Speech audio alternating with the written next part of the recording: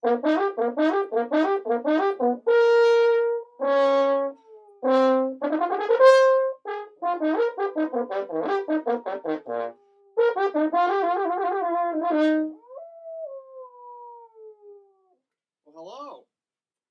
This is Dexter. He's my singing beagle. I'm Kyle Hopkins. I'm director of bands and professor of music at McPherson College. I also play principal horn in the Salina Symphony, and I get to play in the Wichita Grand Opera and even the Wichita Symphony from time to time. So I love talking horn.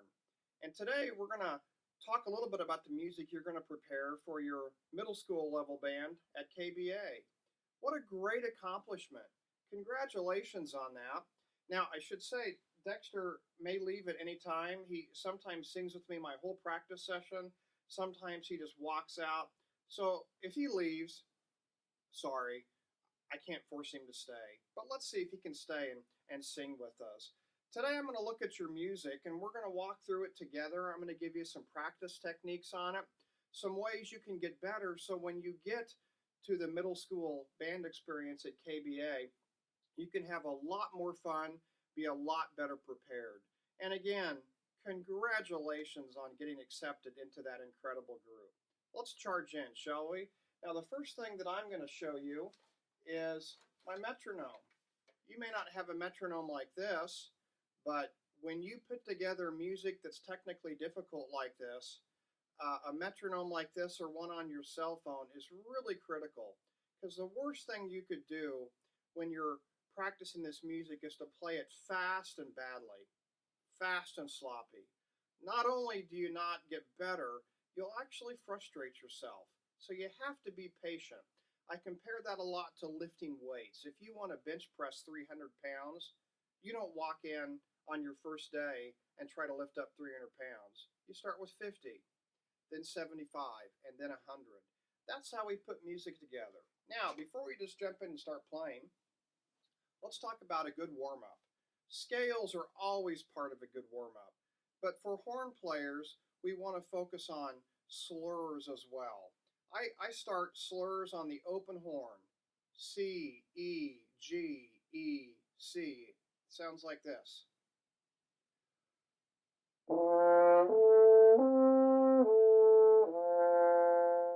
That's the basis of your first slur, and I really encourage you to start every practice session just doing some slurs to get your tone going. Without good tone, right notes don't matter. So that's that series, and if you want to go, let me just show you a little bit of it. You can do this on any valve combination.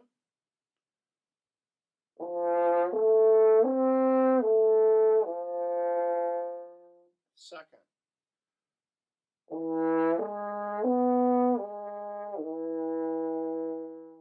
First.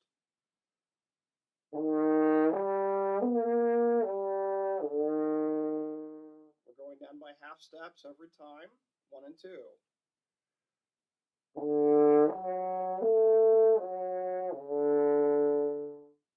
That's typically a good start. You could go down even further, but that's a great start.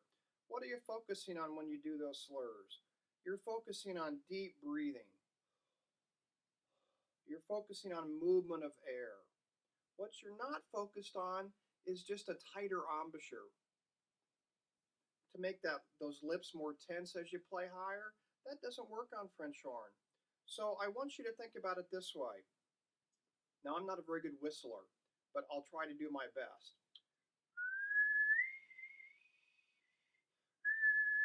I almost got the higher pitches. You try that, and I want you to focus on what your tongue is doing as you're whistling the higher pitches.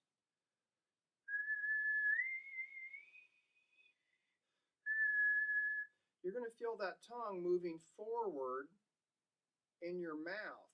And that's the equivalent of taking your thumb over a garden hose when water's coming out, and you put that thumb down and you shoot that water faster. So when you move that air faster to facilitate the higher pitches, that's what keeps your tone steady. If you only use pinched lips, then you're going to hear it like this.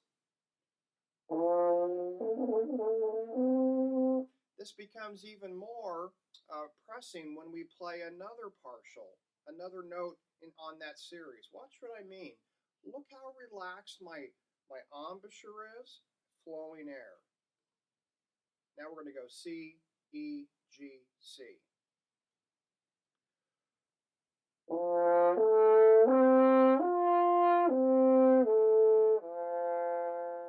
Second valve.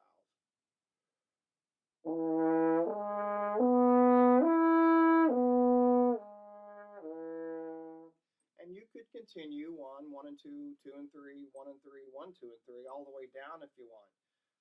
But the point of this is you're getting air flowing, deep breathing, lots of air movement, and you're focusing on getting the higher partials without pinching and pressing. It's about faster air through the use of that tongue. Ooh, that was a pretty good whistle for me. To get that tongue coming forward, just like when you whistle, to facilitate the high notes, higher notes. Now, wow, this is important. You got to know what your right hand is doing. So, the right hand cannot hold the horn. If you just hold the horn, you're going to get a really nasty sound. No offense to our saxophone friends, but that sounds like a saxophone. A different timbre. It's also very sharp. Your right hand must cup like a potter on a potter's wheel, cupping and shaping clay as it spins on the wheel. It's shaped like that.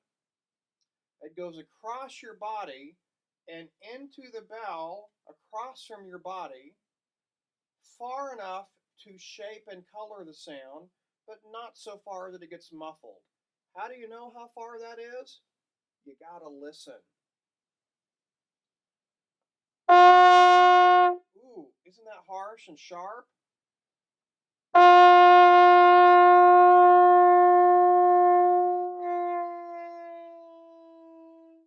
Did you hear the point where I went too far? So as you do your slurs, you're focusing on great air movement, not just tighter lips, but faster air using your tongue placement, and you're focusing on great tone. So watch.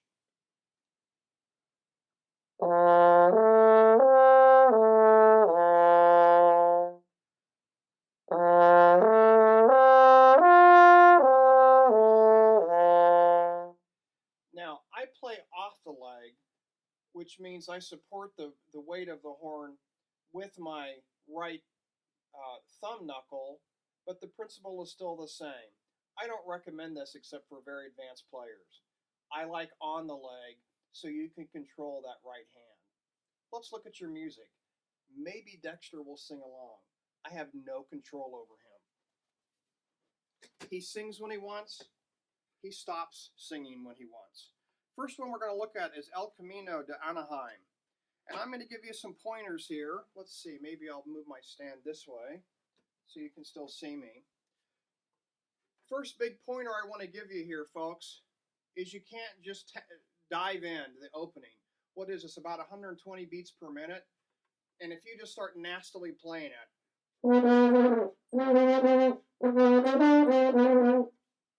well, you could do that over and over again, and it's not going to get any better. It's going to be frustrating. So we're going to slow it down.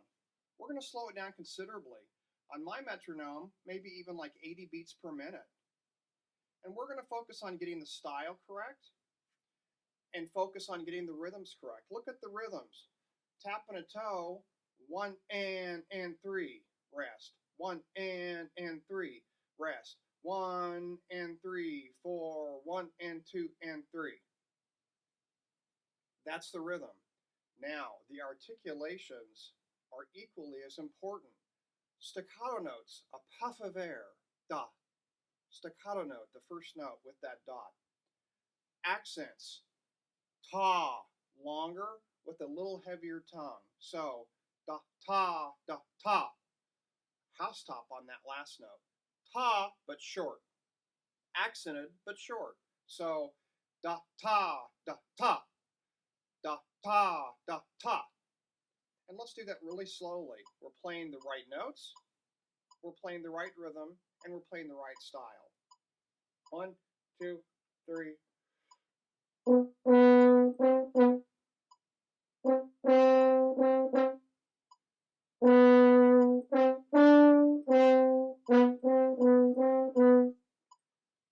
There's no sense in speeding it up until you get the right notes, the right articulations, and of course the right rhythms. That was at 80 beats per minute. If I practice that a couple days, I'm getting really good at it, I might bump it up a little bit. Here's 90. Da, ta, da, ta. Da, ta, da, ta. 1 and 2, and here we go.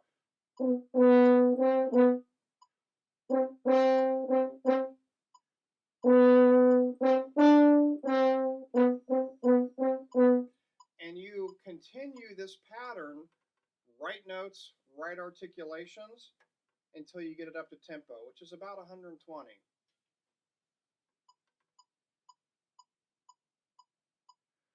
And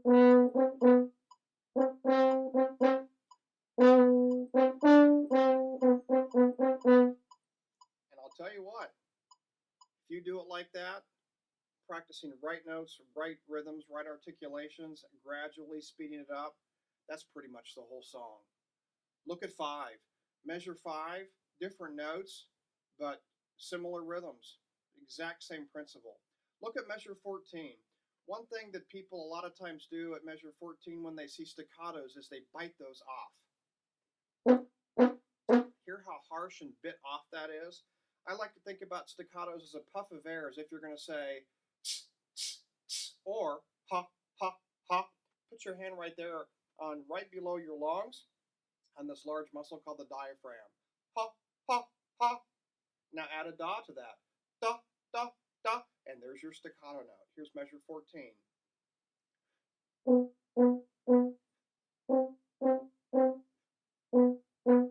So much different than if you bite it off. That's so harsh. No reaction from Dexter. I can't explain it. All right, now, 30 is a little bit different. Marcato means a little bit more weight at the beginning of every note. So, ta, ta, ta, ta, ta, ta. Now, again, if you just jump in and play this at full tempo, why? It's not doing any good. Slow it down until you can get this section. For the sake of time here, here's like 90 beats per minute. When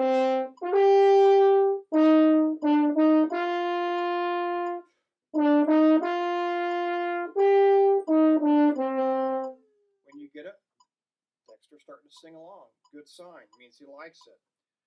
As you speed it up, every day, maybe knock it up 3 or 4 ticks of your metronome, like you're adding weights to your barbell set, and then eventually you can get it to 120.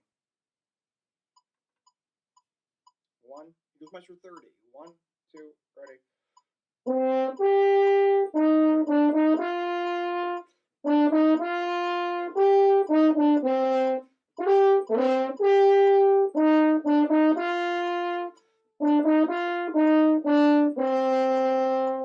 And we did that, thank you, Dexter. We did that because we started slow with the right articulations. The only other thing about this piece I want to look at is the last measure. That last measure looks really complicated rhythmically, doesn't it? But when you look at that, it's an 8th note arrest, 8th note arrest, 8th note and arrest. Those are just on the downbeat. 1, 2, 3. Suddenly it's not very hard.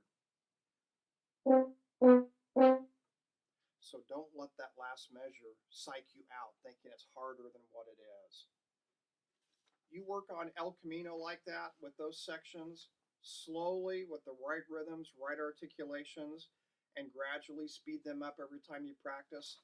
That's not going to be a problem for you at all. Destiny Fanfare is the other one I want to look at. This is another very fast piece. And if you just jump in here, let's look at measures 4 and 5, because these have some essential articulations. And if you just jump in, you want to get all excited, which is great to be excited because this is a cool group you're a part of. But if you just smack through it, You could do that 100 times at that fast, sloppy tempo, and you're not going to get better. It's just going to get frustrating. You have to play it slower. So let's look at measure 4 and 5, and let's take them at a slower tempo. First of all, this is a little bit odd articulation where you have an accent with a staccato dot. That pretty much means the same thing as that housetop on El Camino. It means accented and short, ta, as opposed to ta, ta. So in measure 4 and 5, we'd have ta, ta, ta, ta, ta, ta, ta, ta. They're all accented, but the ones that have the staccato above the accent are just short, just short. At 80 beats per minute, that would be this, nice and slow. Real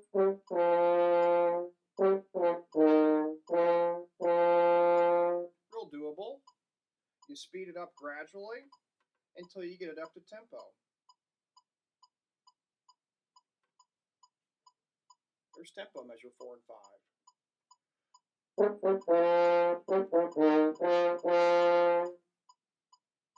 Okay, that's a really representative rhythm.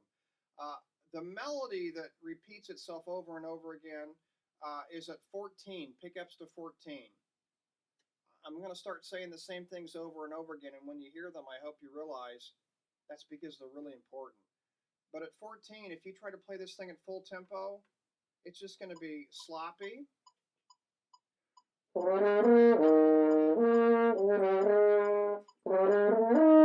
Why? Wasn't the right articulations. It wasn't particularly with good tone. So let's take it slower. I'm going to start at 80 beats per minute. Here's measure 14. 1, 2, pickups 2, 1, 2, 3.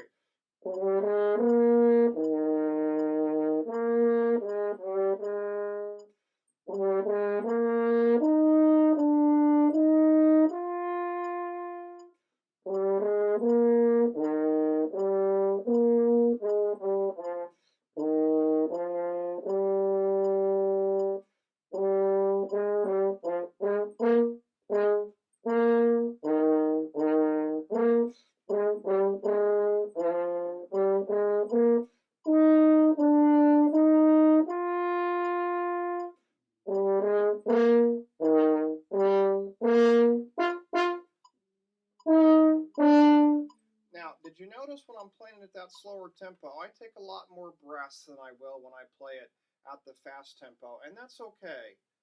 It's better to play it at that slow tempo. And did you notice how I was going for the articulations? Those 2 8th notes that are typically slurred in the pickups to like measure 14 and 18 really work to slur them. The 2 notes right before measure 22 that have an accent and the staccato, ta, ta, really tried to make that distinctive. That was 80 beats per minute. Maybe tomorrow I played at 85. I'm adding weights to my barbell set, or barbells would be this, right? I don't really remember. My weight set.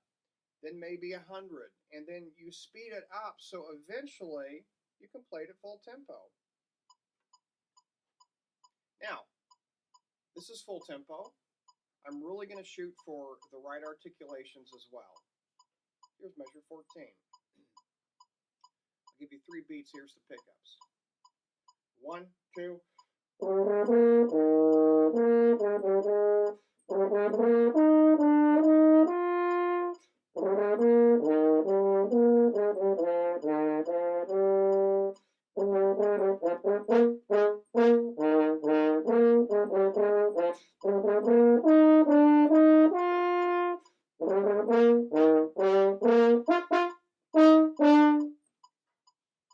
not going to get there in one practice session. But when you practice it cleanly and precisely at that slower tempo and work to speed it up gradually, you're going to rock on that. The only other measure I want to point out to you in this is measure 62. You've been tooling around here with E flats and B flats and suddenly you have accidentals. Be careful about those and don't miss those at the end. All right, that's going to be a great piece for you. The third one we're going to look at is Softly Speaks the Night. Oh, Carol Brittin Chambers, one of my favorite composers. What a lovely piece. And folks, this goes back to why it's so important at the beginning of rehearsal to start with some slurs, to start with focusing on your good sound. Let me empty some water here. Because if you play this with nasty tone, pinched lips, not holding the horn properly, why would you do this? Such a pretty song.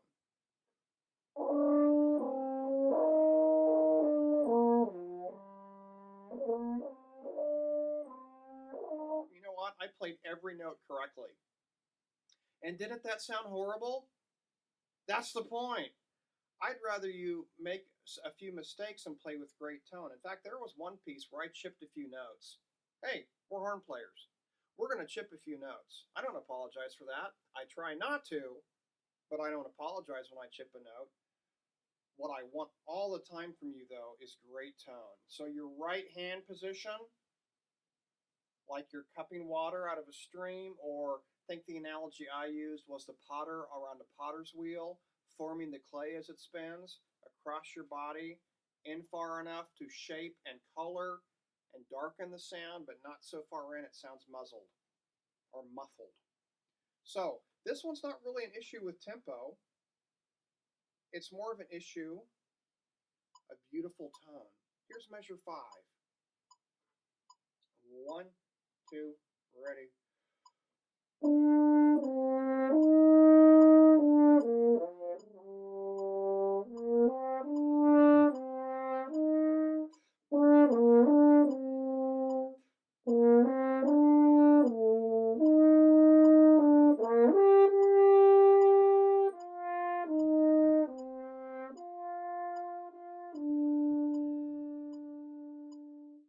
Now, as you shoot for good tone, I think I might have missed a note in there. I was sight reading that.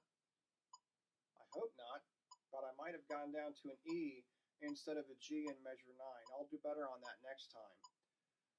Think about phrasing, which means this. Every note is not equal, not a flat line.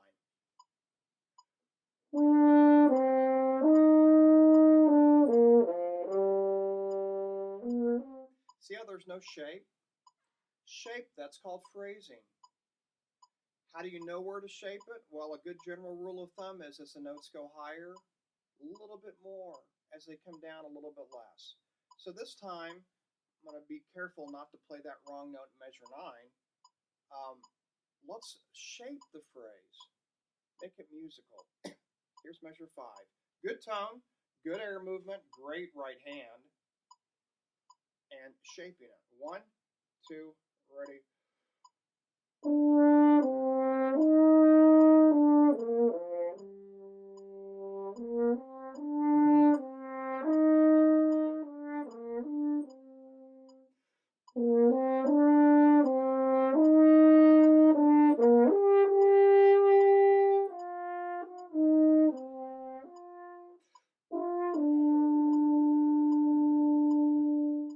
Was being really picky. I didn't like how I had to do that extra breath there in measure 11.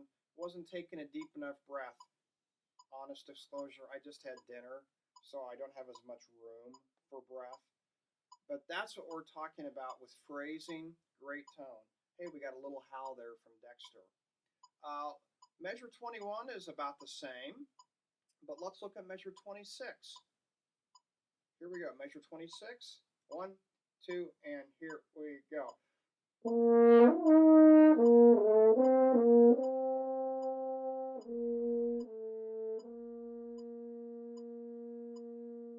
Now, I'd like to do a better job of that for you by phrasing it more. I felt like every note was I want to shape it more for you. Here's measure 26. 1, 2, here we go.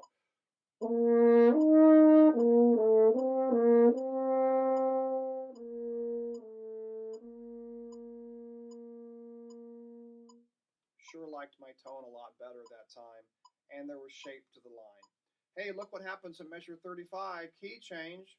You haven't been playing E flat so far in this piece, so now we got to go back to that E flat second. Focus on the key signature here at 35, your great tone, your great right hand position, and going somewhere with the line. Let's do it at 35. And this is the tempo of the piece, 35. 1 and 2, and here we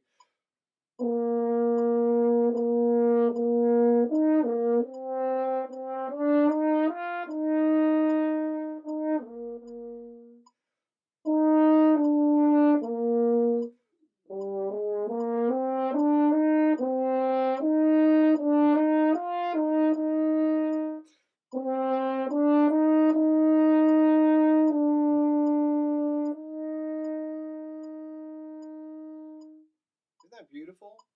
What a gorgeous piece.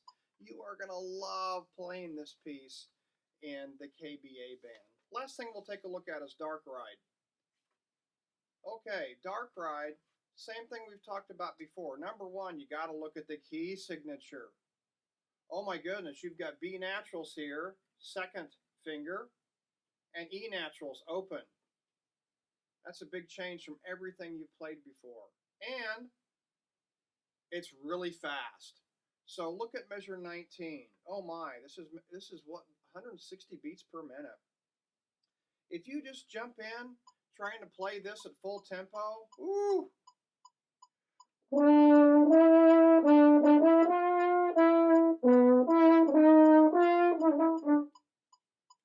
not doing yourself any good. Any good. You're not going to get better. You're going to get frustrated. And you're going to learn some mistakes, and those mistakes are going to get stuck in your head, and it's going to be really hard to undo. So folks, same thing I've been saying before. You got to take this slower. I'm going to start it at 80 beats per minute. Now, you might not need to take it that slow, but that's where I like it. And I'm going to look at measure 19. These lines just mean tenuto, very long note. I like to say do for those. So look at measure 24. We've got tenuto, long notes, and we've got staccatos that I just like to say da, da, that puff of air. So measure 24 would be do, da, da, do. And be careful the B naturals. So let's play this at measure 19 very slowly. 1, 2, measure 19.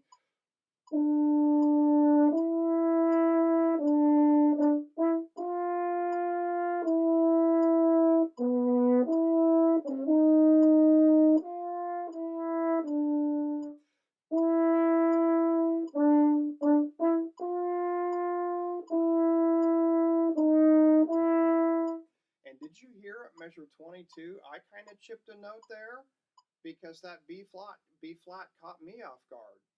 Be careful with that. Circle that note. It caught my ear off guard too, which is why I kind of chipped that note. Now, normally I'd practice that again a few times at that slower tempo, but since our time is short, let's say we've played that a few days, we're getting comfortable with it, so let's speed up the tempo. Measure 19. 1, 2, ready, and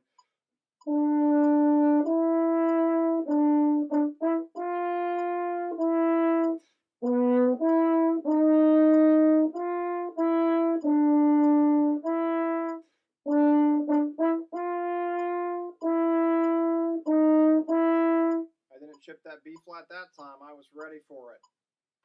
Now, you can keep this going. Keep adding weights to your bar, but in a way that builds your muscles and not destroys them. Here's 126 beats per minute at measure 19. 1, 2, ready.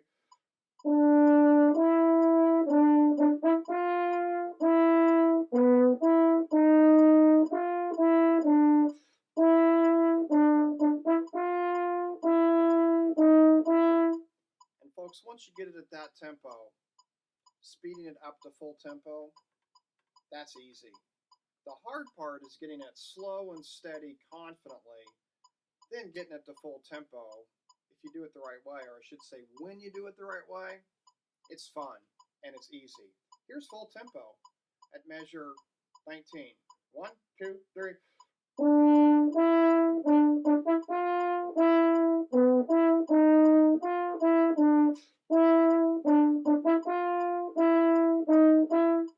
Now, had we just jumped in playing that at full out tempo, it would not have come together that easily.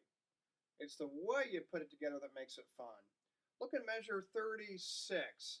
That's got a little bit of a different rhythm too. The 19 is very similar to the rest of the piece, but let's look at 36. We have the tenuto notes again, staccato, do da da do da da do da da da da do da da.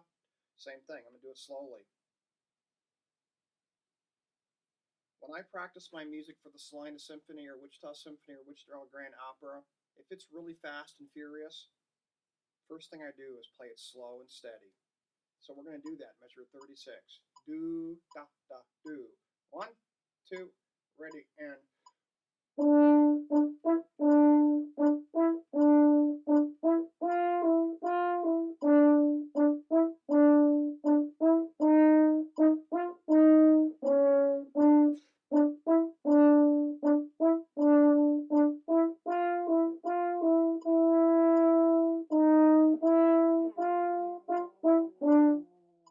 Extra like that one. How about that?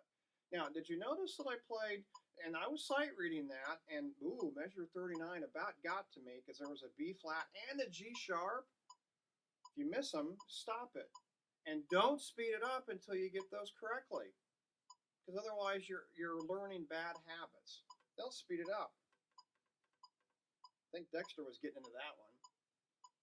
Here's measure 36, a little bit faster. 1, 2, ready, and...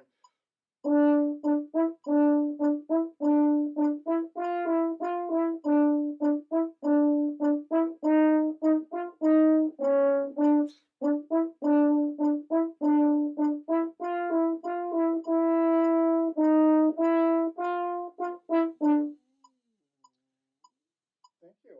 When you get it there, then speed it up's easy. Slowly but surely, we get it right up to tempo.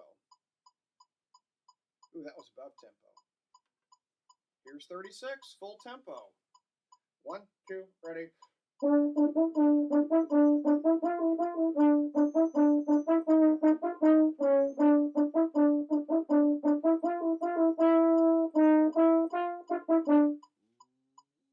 That's fun. That wouldn't have been fun if I were just charging in there every day at full tempo, fast and sloppy. But it's fun when you get it the right way slow and speed it up. One last thing I want to look at here for you folks, and this is measure 58. We have some eighth notes and then a quarter note tied to an eighth note. But if you look at that carefully, first beat is a rest. Second beat is that eighth note E.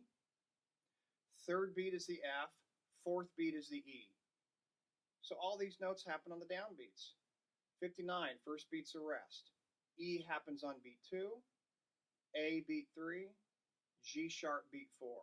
So you're just tapping your toe, rest. E, F, E, rest. E, F, G sharp. Now I need to say them shorter. E, F, E, rest. E, A, G sharp. Then we play it. Fast or slow, what do you think? Yeah. Slow. 58, 2, ready, and rest. Rest. That looks harder than it is, doesn't it?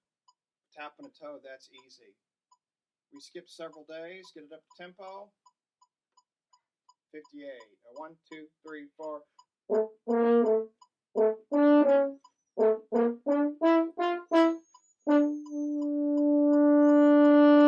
2, 3, 4, 1.